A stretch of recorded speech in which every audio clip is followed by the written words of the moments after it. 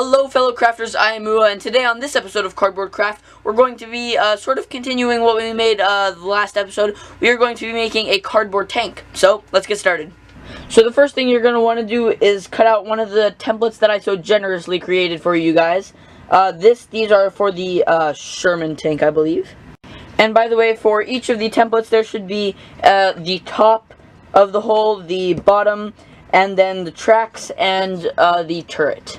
Then, of course, you can cut them all out of cardboard. The bottom, the top, and the turret all being out of some thicker cardboard, while the track pieces are just out of some thin cardboard, because we're adding some stuff to that later. You'll also need two widths of cardboard. They should both be signified on the sheet with the templates. This one is for the top, and this one is for the bottom. And the bottom one should be totally stripped of everything, and should just be the thin little flexible piece of cardboard. And the stuff for the top should have some of the corrugation on, but it should be stripped off at the sides. You may have noticed that on the turret piece there is a little section here that I sectioned off. And in that little section on one side of a turret piece, you can strip off a little bit of the top of the cardboard, but not the corrugation. Then you can use hot glue to mold them into shapes. This one is a little bit more, or the top per se, is a little bit more angled than the other, and then they shall glue together like that. Then you can just use some stripped off cardboard to create the edge of the turret thing, for lack of better descriptive words. Then you can use some more of that stripped off thin cardboard and some straws to finish it up. Then you can assemble the top piece with some of that 2-inch stuff that we cut out earlier, as well as you can poke a hole in the top for the turret to turn around in, so that you get something like this, and it can turn because of that straw that we put in earlier. Then you can also assemble the bottom using that thinner piece that is on the templates, and then you can of course glue them together, and you should get something like this. You may also have to plug up a little hole, and you can also add, some armor plates. They're little slanted armor plates that go right there. Then you can use those track pieces we cut out earlier, as well as some thin cardboard with one of the sides stripped off. And you can use it to make some tracks and glue them on. Then you have something like this. And it might be best to trim these down around the edge a little bit, because this sort of makes the tank really tall. So just an idea.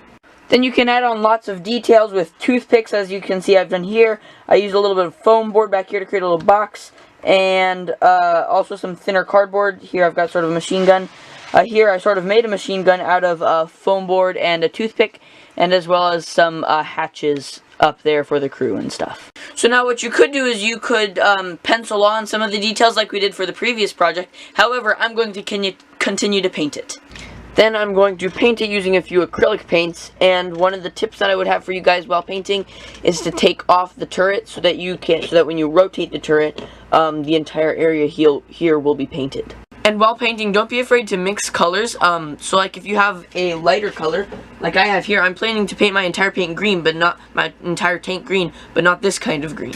So I'll use darker colors such as a navy blue to mix it up and create a darker shade of it. For me, this is one of the funnest parts of the entire project.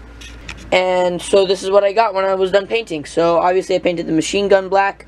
Everything was coated in green, but before I did the green, I did some silver to signify paint chipping and the likes. I did some black and brown dry brushing to make it look worn, and for the tracks, I mixed up some black and silver. You can't really tell here, but it's a little shiny. It's not super black like the sides here are, which was just painted a flat black.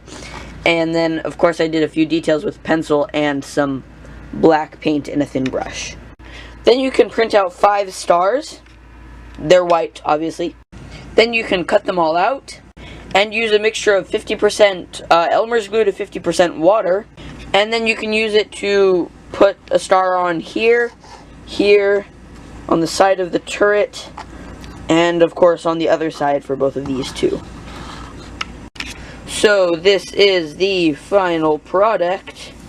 I say this came out pretty well. And in case you were wondering, I did the stars the exact same way you can do insignias and such on your airplanes as well.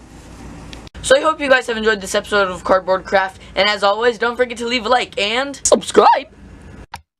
Hey, guess what everybody? You loved this episode of Cardboard Craft, and because of that, you, yes you, are going to leave a like and subscribe.